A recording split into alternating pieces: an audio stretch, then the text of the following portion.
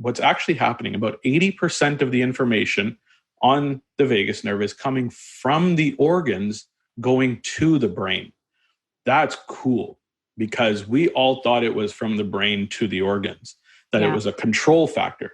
But really what it is it's the thermostat. It's getting all the information from every organ. It's finding out what detoxification issues are happening in the liver, what's going on with the microbiome in the gut, what's happening with the immune system in the gut. It's also getting information from the heart, from the lungs, and it's going up and it's then telling the brain, here's what's actually happening. Without that information, there's no way the brain's going to be able to do its jobs.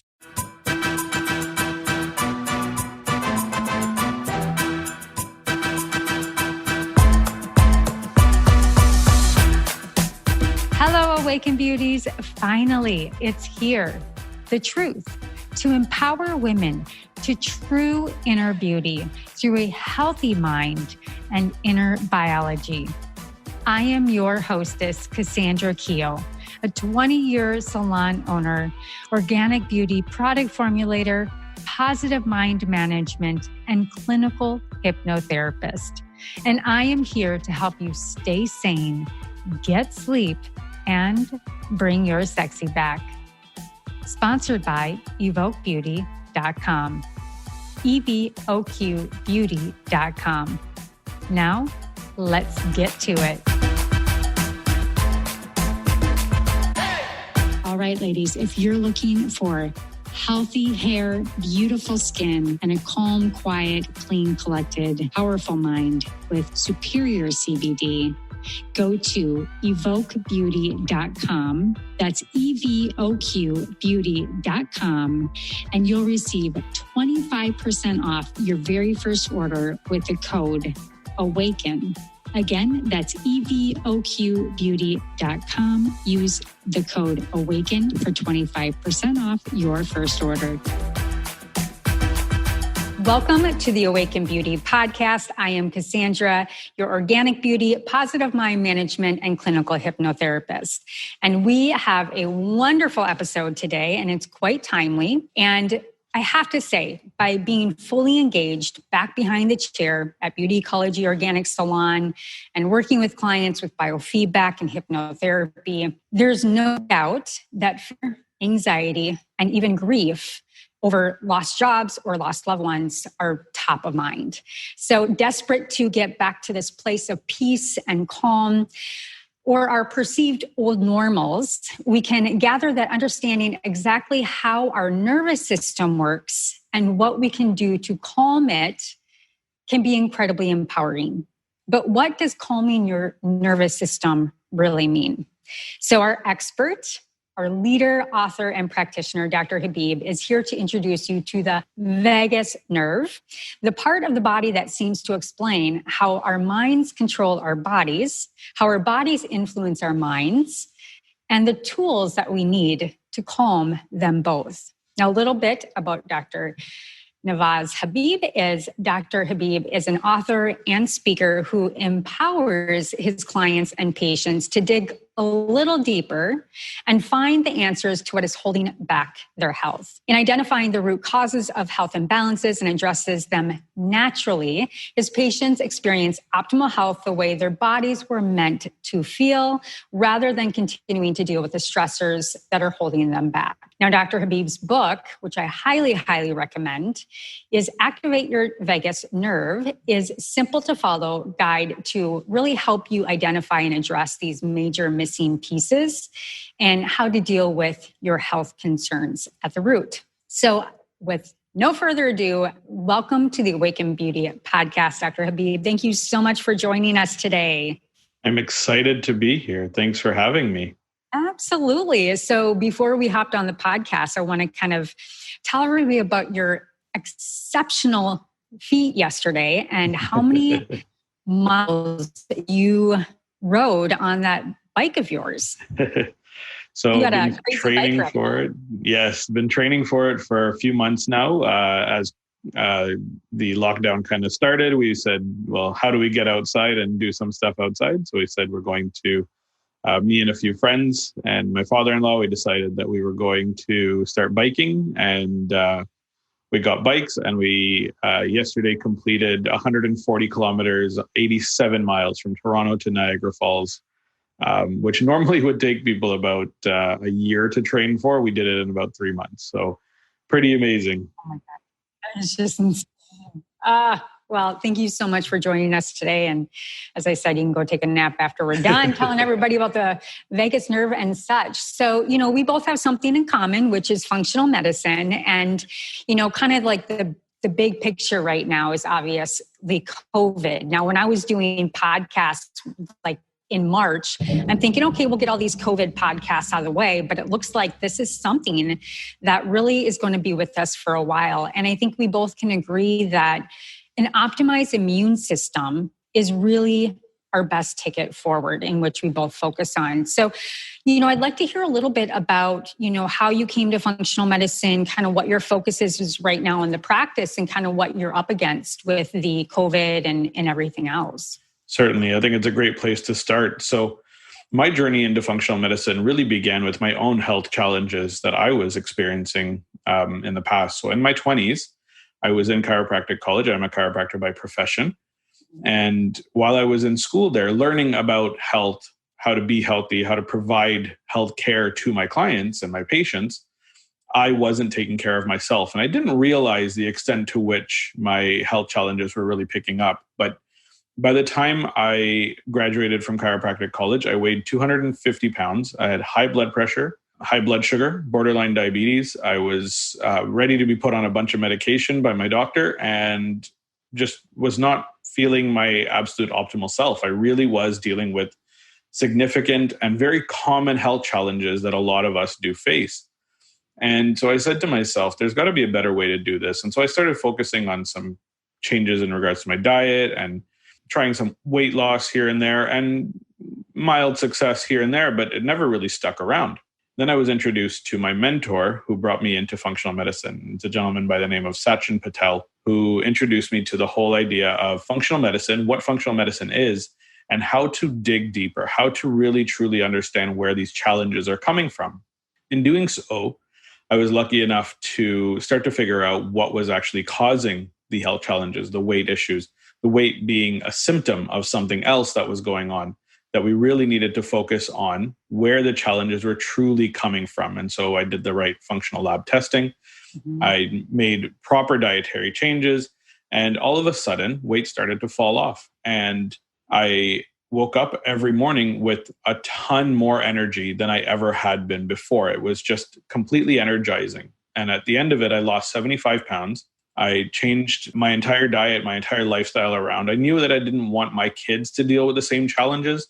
And I wanted to have the tools to teach my kids how to not have those challenges. So as I got into my 30s, I made sure that they were essentially eliminated and that I knew how to bring health to the forefront of my kids' lives, because they're going to have my genetics. So I might as well teach them the way to fix up their environment. That's amazing. And I'm sure it just really, as we transform, it always starts with ourselves and gives us more motivation to really look at our client in a different way, and really empower us, because we know if we can instill those habits, we can also help others do the same. And I think without that transformation, we miss those elements. So with functional medicine right now, do you have any perspective on how you are addressing just COVID, helping people's immune system be at their best? How are you approaching this situation right now? So for me, the complete understanding and the complete focus is on optimizing immune system function. And I think that goes along with just optimal health. Mm-hmm. I really do believe that COVID, the virus itself, is something that is transient. Ideally, it's not something that's going to stick around forever. But that said, it really is showing us where our immune systems are lacking, where our health challenges are lacking. And you can see very clearly that it's disproportionately hitting and affecting in a very negative way those dealing with metabolic conditions, with obesity, diabetes, those dealing with blood sugar imbalances. Any metabolic concern generally is a major cause of, or a major side correlating effect to significant effects from COVID itself. And so what that clearly is trying to tell us is those who have metabolic dysfunction, blood sugar imbalance, etc., far more likely to have immune system dysfunction and thus lead to the negative effects of anything that could be affecting them in a very negative way. We're just now seeing it because COVID is showing us how severe it can be. Mm-hmm. Yeah. And I'm sure, have you had any active clients with COVID? Lucky enough, no. In Toronto, our numbers are not very bad. I've been pretty lucky to not have anybody. I did have one that tested because she was really afraid, but lucky enough, nobody did test positive. Yeah. And I think that that's like when we're talking about COVID and when we're talking about any viruses, I mean, the word virus and or the concept of viruses is interesting because here we have this, this big thing over here saying COVID, but at the same time, you and I would both understand retroviruses, low-grade viruses, parasites, low inflammation is really the instigator of draining our immune system. And so, it's to take care of the COVID, but really I try to help my clients understand that it's all these low-grade viruses that kind of plunder us when we get something like this that lay over the top of it. And so, most of us know that it's the cytokine storm that is kind of causing the immune system to really tank, and all of the lungs and all is happening with COVID. All right, ladies, if you're looking for healthy hair, beautiful skin, and a calm, quiet, clean, collected, powerful mind with superior CBD, go to evoquebeauty.com. That's EVOQbeauty.com. And you'll receive 25% off your very first order with the code AWAKEN. Again, that's EVOQbeauty.com. Use the code AWAKEN for 25% off your first order. So, you are an expert in the vagus nerve. And so I want to kind of talk about that today because it is a free tool that is totally accessible to us that we can self-regulate. And I think if we can just put some precedence around the narrow in on the profound effects of it, and maybe you can give us background, exactly the 101, where it's at in the body, and then we can end with some tips on how we can activate it. Because when we talk about inflammation, you can tell us a little bit about this, but inflammatory cytokines is the number one thing that the vagus nerves turn down. So why don't you go ahead and just talk to us a little bit about why you became so passionate about this very topic, and then give us the 101. Absolutely. So as a chiropractor, really did have a lot of education based in the nervous system and really understanding the nerves, understanding the anatomy, which was a really, really big piece of the puzzle and really was a really intriguing factor for me. Because as I was learning about anatomy, which I absolutely love, any of my classmates will attest to, I was the first one into the anatomy lab and the last one to leave. So I really did enjoy it. But the vagus nerve always intrigued me because it was the only cranial nerve. So we have 12 pairs of cranial nerves that come out of our brain stem, which is just below our actual brain. And there's 12 pairs of nerves that come out of there. And only one of those 12 nerves actually leaves the head cavity. It actually comes down, and that's the vagus nerve. And it comes down through the neck, and it is actually, and it'll tell you just how important the nerve truly is, because the vagus nerve courses down through the neck with your carotid artery and your jugular vein. That is huge because the carotid artery is the blood vessel that brings blood, oxygenated blood, to the brain.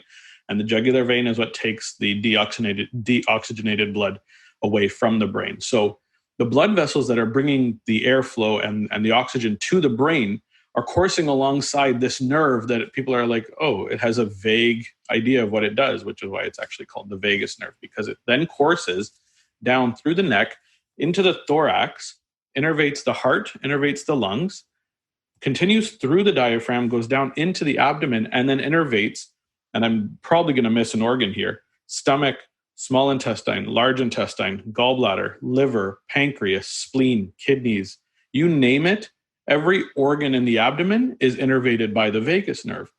And so when anatomists were initially looking through this, they said, well, this doesn't course to any specific thing. It's very vague. We should just call it the vagus nerve, the wanderer. And that's essentially what they did. And so what really brought my attention to this was, how is this one nerve going to all these different places? Why is it so important? And when we were in school, and any other chiropractor, functional medicine doctor, even conventional doctors will tell you the vagus nerve controls what's called the parasympathetic nervous system, which is a branch of our autonomic nervous system. So think of it this way, just to very much simplify the idea. The autonomic nervous system is comprised of messages that come from the brain to the body, telling us what state we're in and automatically controlling function. So I'm not consciously thinking about beating my heart. I'm not consciously thinking about detoxifying things in my liver or secreting digestive enzymes on my own. My body is automatically doing that for me. And so in order for that to happen, we need automatic signals to go there. And that's part of what the vagus nerve does. The vagus nerve controls the rest and digest functions of the body. And then when stressors come up, we have an automatic response that puts us into the sympathetic side of the autonomic nervous system. And that's called our fight and flight system. Mm-hmm. So the primary driver of the parasympathetic nervous system is the vagus nerve. Mm-hmm. But here's the crazy thing. Only 15% of the information on the vagus nerve is parasympathetic. What about the other 85? What else is happening inside that nerve to go up or down and tell the body and tell the brain what's actually happening? And so this really intrigued me. As I was going through, I was trying to figure out, well, why is this so important? Where else is this information coming from? And we found out that what's actually happening, about 80% of the information on the vagus nerve is coming from the organs going to the brain. That's cool, because we all thought it was from the brain to the organs, that it was a control factor. But really what it is it's the thermostat. It's getting all the information from every organ. It's finding out what detoxification issues are happening in the liver, what's going on with the microbiome in the gut, what's happening with the immune system in the gut, which, by the way, 70% of your immune cells are located in the gut-associated lymphatic tissue or lymphoid tissue, literally on the borders of your gut. So it is the gut-brain connection, the physical connection of the microbiome and the gut immune system to the brain. It's also getting information from the heart, from the lungs, and it's going up and it's then telling the brain, here's what's actually happening. Without that information, there's no way the brain's going to be able to do its job. So this is why I'm so intrigued by what the vagus nerve is and does. And that's why I decided to write the book. Yeah, I think it's it really is profound, and it's science that it's always been there, and it's very bi-directional conversation with the body. And I think we really excuse, Jim Quick always talks about you don't pay attention to what you don't see, and that's the brain, right? Yeah. So his focus is on the brain. And even with subconscious and conscious beliefs with hypnotherapy, it's the bi-directional neuroreceptors that are constantly in our biofield that are always regulating. I like how you use thermostat. They're always regulating this hypervigilant, am I safe or am I not safe? And I know Dr. Porges does a lot of this kind of research too, on really focuses on just that hypervigilant emotional interaction. Yeah.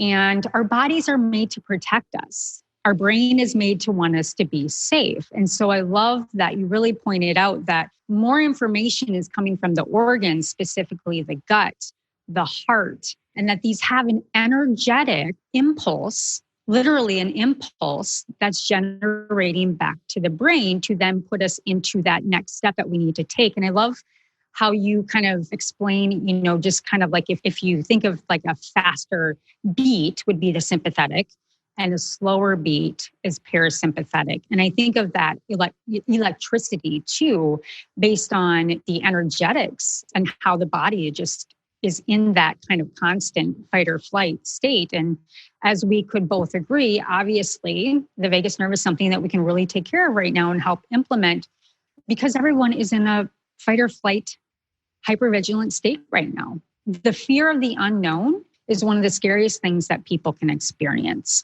especially when it comes to their health. I think that what you just explained, as far as we always think that our brain's in control, it's actually the opposite. It's taking care of the gut microbiome. It's making sure that our, the heart is calmed down through heart math type activities. So maybe we can talk a little bit about, what are some ways that we can engage with our vagus nerve, and, maybe just some simple things that you help with your clients at your practice.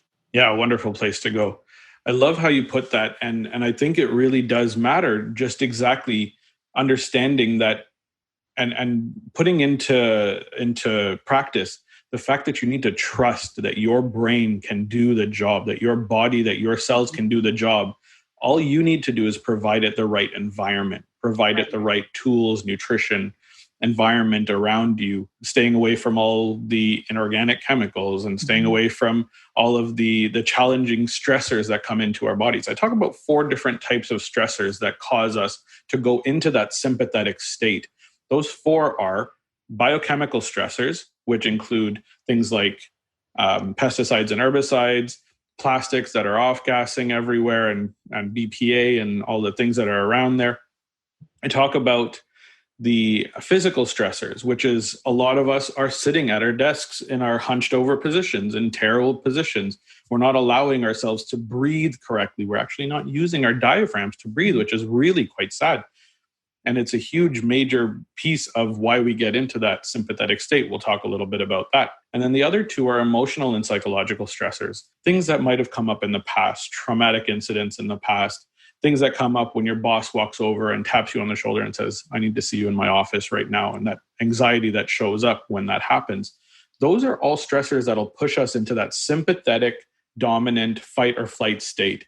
Really, really wonderful book, The Biology of Belief by Bruce Lipton. He talks a lot about how 70% of people at any given time are in that state.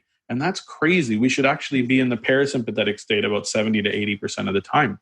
We should be resting, digesting, recovering, thriving, rather than simply looking to survive in that sympathetic fight and flight state.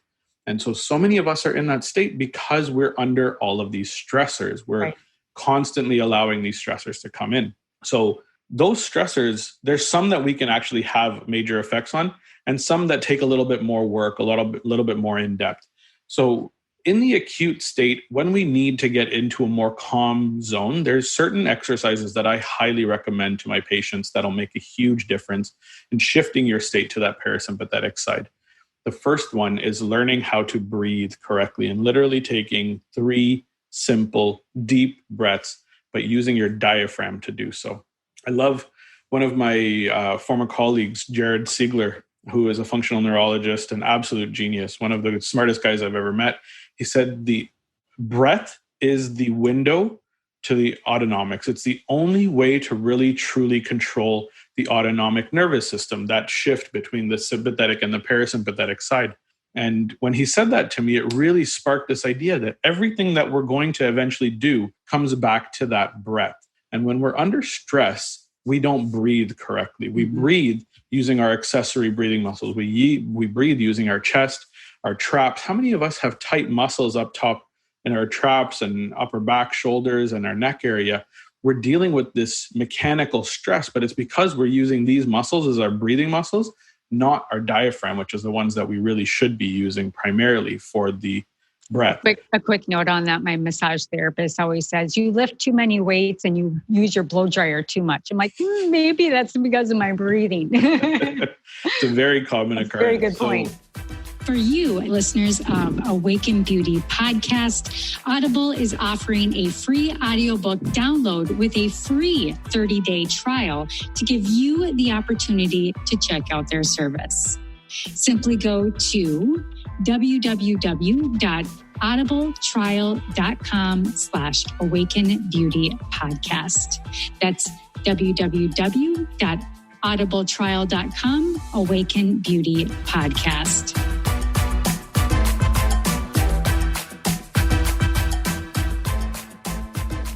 One of the things that I have my clients do, and I do this with everybody that I eventually talk to, is I'll have them put one hand on their chest and one hand on their belly. Just sit and take a deep breath and focus on which hand is moving. And the hand that should not be moving is the one that's on your chest. The hand that should be moving, as you breathe in, your belly should actually be expanding. So your bottom hand should actually be moving forward. And as you breathe out, it should be moving in. It's almost like the expansion of a balloon. And what's really important about that is what it's also doing. We think the diaphragm is just focused on the breath. But what's right underneath the diaphragm is every single one of those abdominal organs. And the abdominal organs need to move to actually have things happen. So as the diaphragm is coming down, allowing the vacuum to occur in the lungs, we're actually massaging out the organs below it. We're actually getting the liver a little bit of motion, and we're getting some peristalsis in our gut and getting motion to occur and allow our food to move through the intestines and actually release. How many people are dealing with IBS and chronic constipation and challenges with SIBO and SIFO and all of these things that are going on? And we'll go and we'll throw as many pills as we can at it, antibiotics, herbals, and it doesn't go away. It's because they're not breathing correctly. Because they're not activating their vagus nerve. They're not allowing that peristalsis, that physical motion to occur to push those bacteria into the large intestine where they're supposed to be rather than the small intestine where they are. So this is a really wonderful tool that all practitioners should be using with their clients and recommending to their clients. But just taking that time to learn to breathe, especially when you're noticing that you're under stress, just take a moment and take 3 deep, calm breaths using your diaphragm, and you'll notice an immediate switch in your state. It's really remarkable what 3 deep breaths can do. Yeah, it's the first thing I do with any of my clients dipping into hypnotherapy. Until they're breathing correctly, I won't move forward. It's a great first lesson to learn how to, obviously out of hypnosis, start to integrate that calm state of mind and then anchoring other things with it. But every night I go to bed, self-hypnosis, breathing is intact. So it can just become like this trigger response that when you're in that fight or flight state that you just know to constantly engage back with your breath. So great point. Love it. So why don't we do maybe 2 or 3 more of different tools that we could utilize to engage the vagus nerve? Yeah, perfect. So the next one that I recommend has a lot to do with the extra 5% of the information on vagus nerve that I did not talk about earlier. So I said that about 80% of the information on vagus is coming from the organs to the brain, the afferent information. 15% is parasympathetic, going to the organs, telling them what to do, trying to be in that parasympathetic state. There's 5% that's missing. And so 3% of the information on vagus nerve is actually going to the muscles of the larynx, around the laryngeal, around the vocal cords, and the back of the throat, the actual airway muscles that we have control over. That's really important. And the last 2% is actually sensory information coming from the skin of the ear.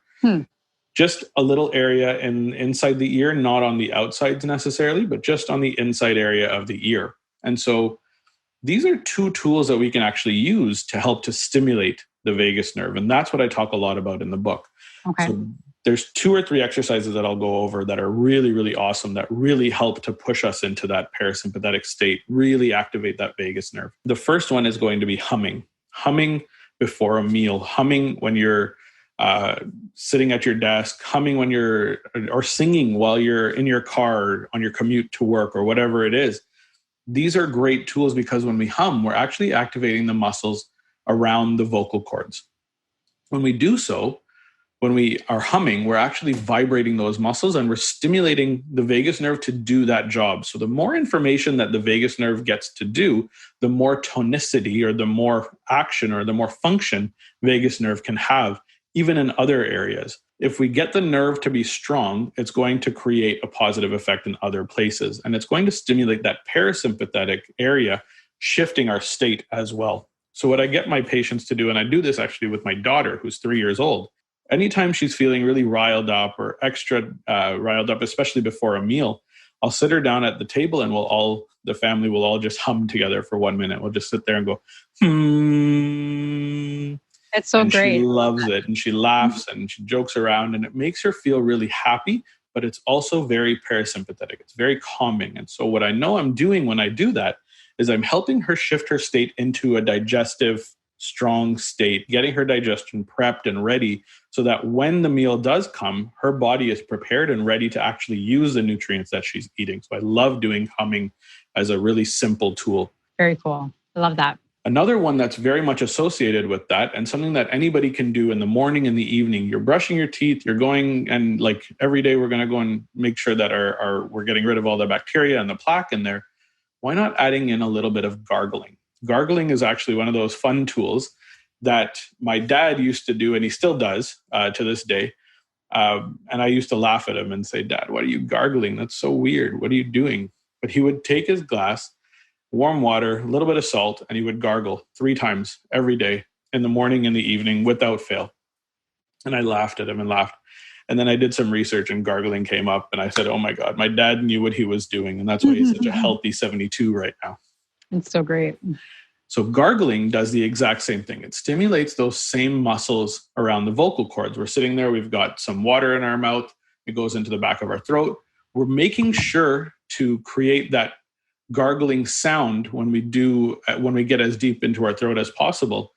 But what we're also doing is making sure not to aspirate that water. So we're actually making sure that the muscles at the back of the throat are allowing water to stay in one area and air to flow through the other.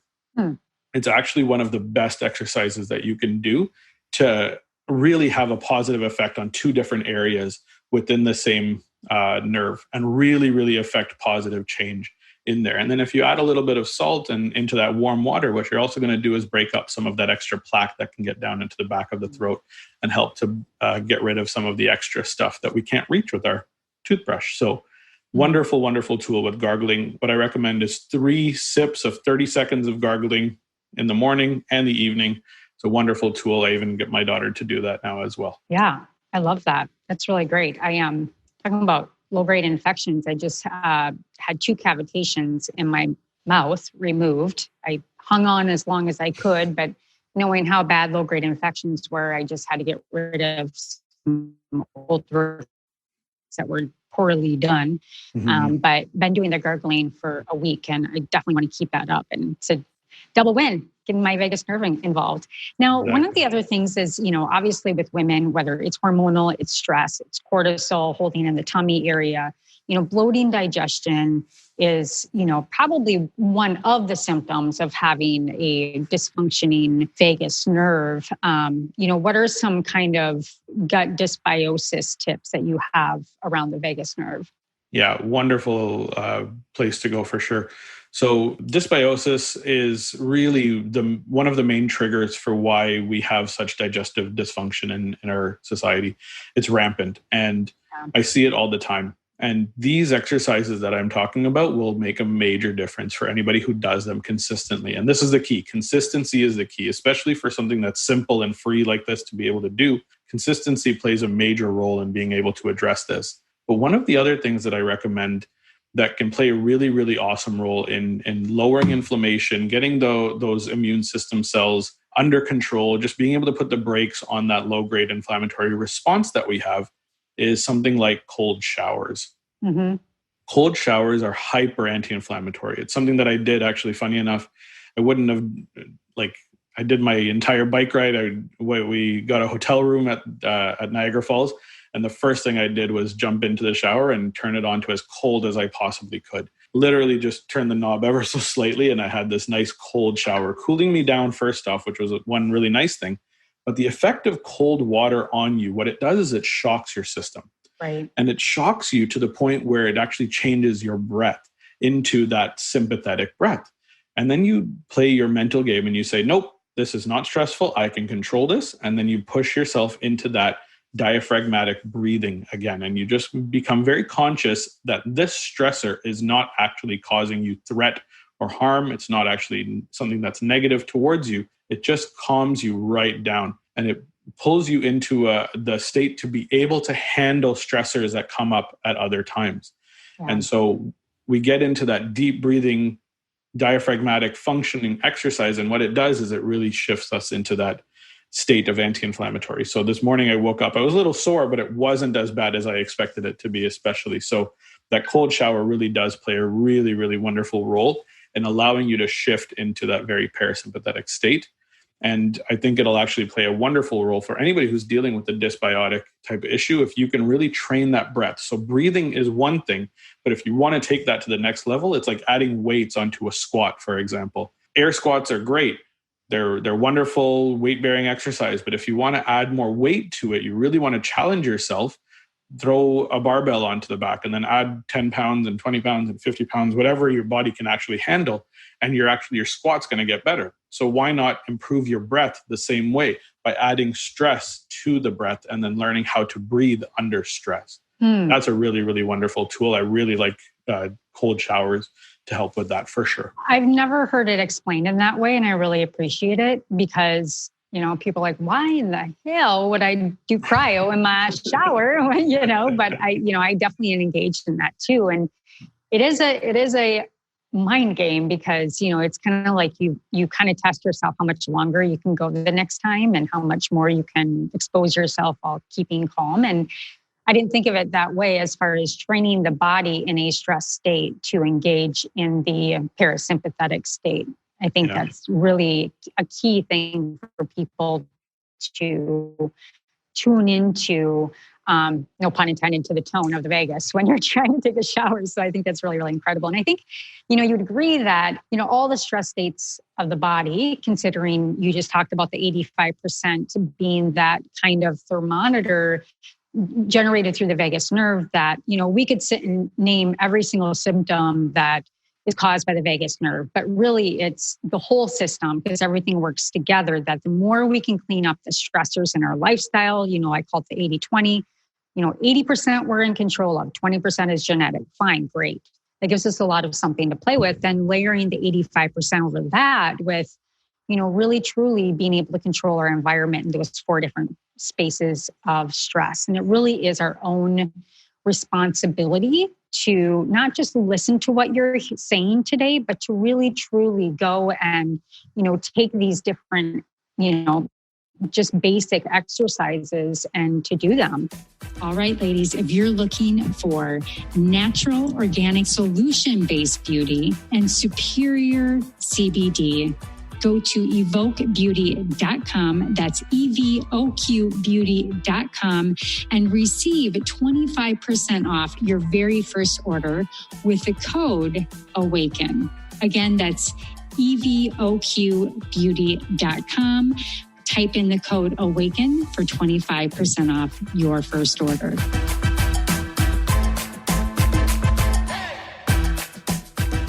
I think one last thing I wanted to just touch on, because, some people, some chiros have the tools, some don't. Heart math is when I first learned about HRV, but maybe you could just talk a little bit about the power of the heart rate variability and how that integrates with the vagus nerve. Yeah, great space to go. I love being able to track HRV. So people often ask me like, well, vagus nerve, how do I know that it's working? Or how do I know if it's not working? What are the telltale signs? And there's a couple of different tests you can do, but nothing is as strong as measuring what's called your heart rate variability. Not your heart rate in terms of beats per minute, but variability that's added on. What that means is the measurement in milliseconds between one beat to the next beat to the next beat, that measurement in time averaged out over a period of time gives you a number called your heart rate variability. And so this number will come out in milliseconds. Essentially what we're looking for is a high variability. Okay. What we want is a higher number to come out on that HRV number. What that means is we don't want the heartbeat to be completely rhythmic. We don't want it to be 100 milliseconds to 100 milliseconds to 100 milliseconds to 100 milliseconds. That's not good. What we actually want to see is some sympathetic response and then some parasympathetic response and then some sympathetic response and some parasympathetic. What that does is it shifts the milliseconds to 150 to 120 to 160 to 100. And what that does is it creates a higher variability. And that's a sign that the vagus nerve is working correctly. Higher variability in the average number of milliseconds between beats is what we're looking for. And that is a direct sign that your vagus nerve is working well or not. So the lower numbers, when we're looking at numbers like the teens and the 20s, we're not getting high enough in that variability. We're very much sitting in that sympathetic, dominant fight or flight zone. As we shift up into that 30s, 40s, into the 50s, we're doing okay. We're starting to get to a point where your vagus nerve is actually functioning a little bit better. It's not completely poor, but it could be improved. Then we get into the 60s and 70s and potentially even the 80s. And this is where we're getting really, really comfortable, really, really strong vagus nerves. And then you'll notice the high-end athletes, the really, really optimal recovery type people, really, really high-end triathletes and professional athletes can get up into that 90s and 100s and 110 milliseconds. So that scale. So are you saying that, sorry, I didn't mean to, so I can get a visual. what we want to look for are the hills and the valleys versus kind of this monotone. We're kind of seeing that it's not strong enough where we have this strength to be able to regulate into this high and low. Is that kind of what you're saying? Basically, the idea is we want to be able to go through those hills and valleys and not just sit on a very flat road. So anytime a stressor does come up, our vagus nerve should be able to bring us back down. And then the stressor comes up and our vagus nerve should be able to bring us back down. So that's where you hit it.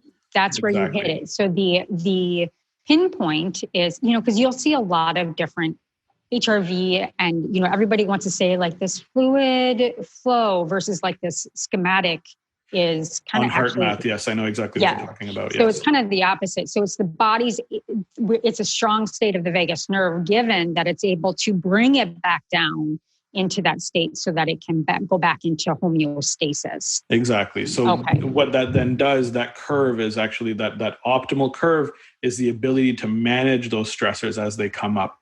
Our vagus nerve is not constantly sending out information. It's not a rapid response system. It's a little slower. So it's looking for the stress and then responding accordingly, and looking for the stress and responding accordingly. And that's what we want. Brilliant. Absolutely brilliant. That is the best explanation I've heard of HRV in layman terms ever. Love it. So thank you for sharing that. This is great. So is there anything else that you would want to share about the vagus nerve? Obviously, you have your wonderful book out there. We really want to share that with people. You've got it. Yeah. Activate Your Vagus Nerve. Absolute pickup. Love it. And you're going to be starting your own podcast in the next month or so. So we'll look forward to that. Now, what's the focus on your podcast? It's going to be called the Health Upgrade Podcast. We're going to speak with specific people and a lot of stuff coming from me directly on how high performers can really look to optimize their health overall. Yeah, love that. Absolutely. We really need high-performing leaders right now in today's world as we all are waking up and really transitioning into a state to bringing the health education, our own direct response to how we can regulate our life and our health. So that'll be wonderful. I can't wait to listen to the podcast. And, something I always ask our guests is something that you've awakened to lately in your own personal life. And given your first mentor, I remember sitting in a functional medicine seminar with a bunch of people, and he was pouring a bunch of different things into a blender and basically was talking about vaccinations. And at that moment, my whole life changed, 18 years ago, and how we would facilitate the salon and our products and all of that. And Dr. Patel kind of did that for you. And one of his quotes is, "Great health doesn't just change your present. Great health changes your possibilities." And, I think that is so true, especially in a time right now. So I want to ask you, what is something that you've personally, whatever it is, doesn't have to be vagus nerve at all. Obviously, you just got through your bike ride. It's something you've personally awakened to as of late.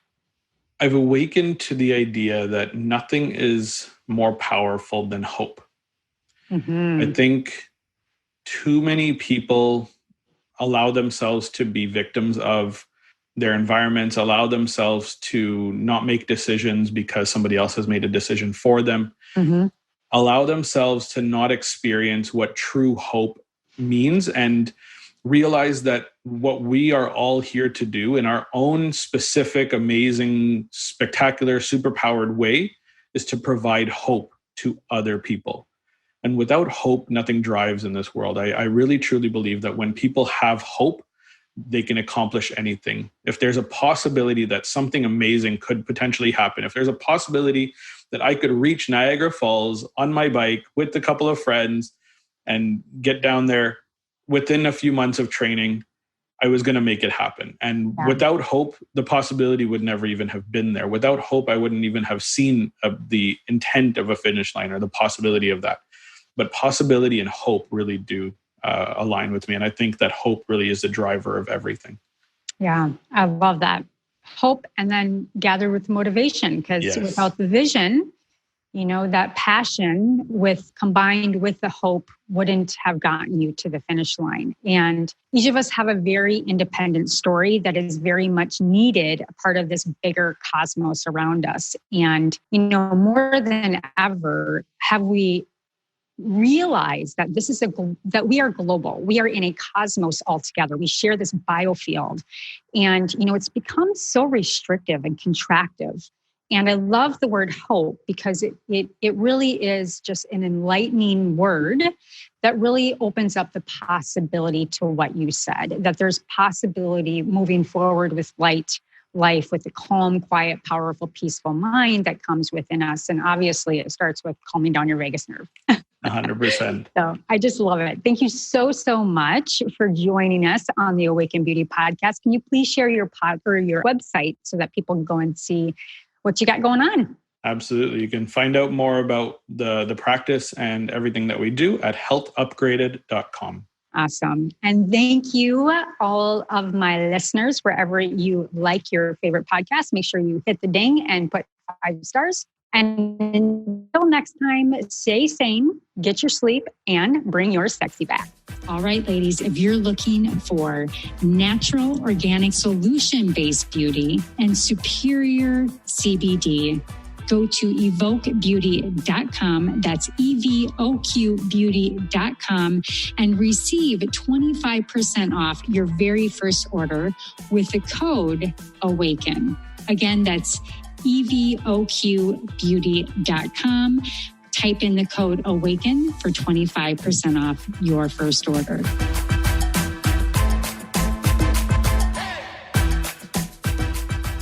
Well, hello, Awaken Beauty. Thank you so much for joining the show today.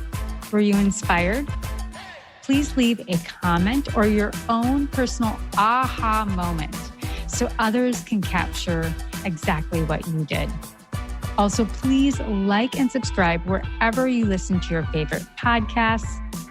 And if you're interested in high quality natural products for your hair, skin, and wellness, including organic CBD, please visit evokebeauty.com. Again, that is evokebeauty.com, evoqbeauty.com. And until next time, darling, stay sane, get sleep, and bring your sexy back.